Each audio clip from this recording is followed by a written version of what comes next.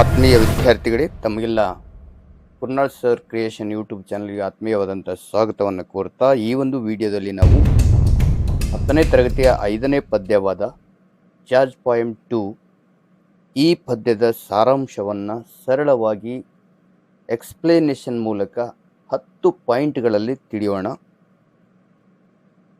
ಈ ಒಂದು ಸಮರಿಯನ್ನು ನೀವು ಒಂದು ಕಡೆ ಪಾಯಿಂಟ್ಸ್ ಮಾಡಿ ಬರ್ಕೊಂಡು ದಿನಾಲೂ ಪ್ರಾಕ್ಟೀಸ್ ಮಾಡಿದ್ರೆ ಎಕ್ಸಾಮ್ಗೆ ನಿಮಗೆ 3 ಅಥವಾ 4 ಮಾರ್ಕ್ಸ್ಗೆ ಬರುವಂಥ ಈ ಒಂದು ಸಮರಿಯನ್ನು ನೀವು ತುಂಬ ಈಸಿಯಾಗಿ ಬರೆಯಬಹುದು.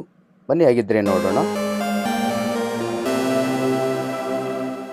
George poem 2 is written by Carl Wendell Hines junior. ಈ ಜಾರ್ಜ್ ಪೋಯಮ್ 2 ಕವಿತೆಯನ್ನು ಕಾರ್ಲ್ ವೆಂಡಲ್ ಹೈನ್ಸ್ ಜೂನಿಯರ್ ಅವರು ಬರೆದಿದ್ದಾರೆ. Jazz player is standing like a black ancient mariner.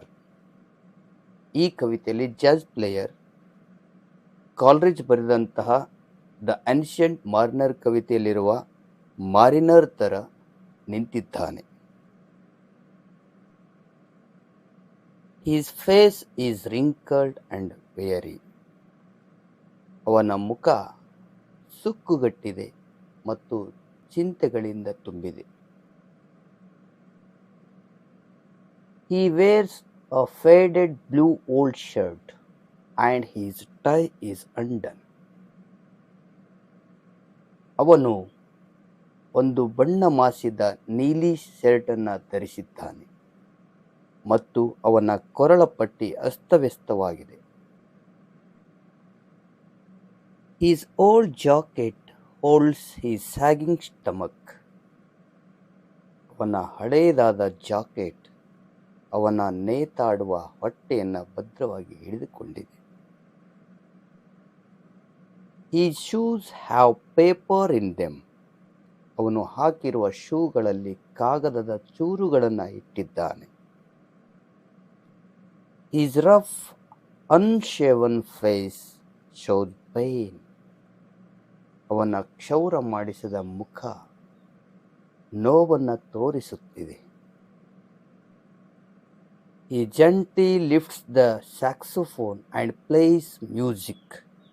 ಅವನು ನಿಧಾನವಾಗಿ ತನ್ನ ಸ್ಯಾಕ್ಸೋಫೋನನ್ನು ಎತ್ತಿಕೊಂಡು ಸಂಗೀತವನ್ನು ನುಡಿಸಲು ಪ್ರಾರಂಭಿಸುತ್ತಾನೆ.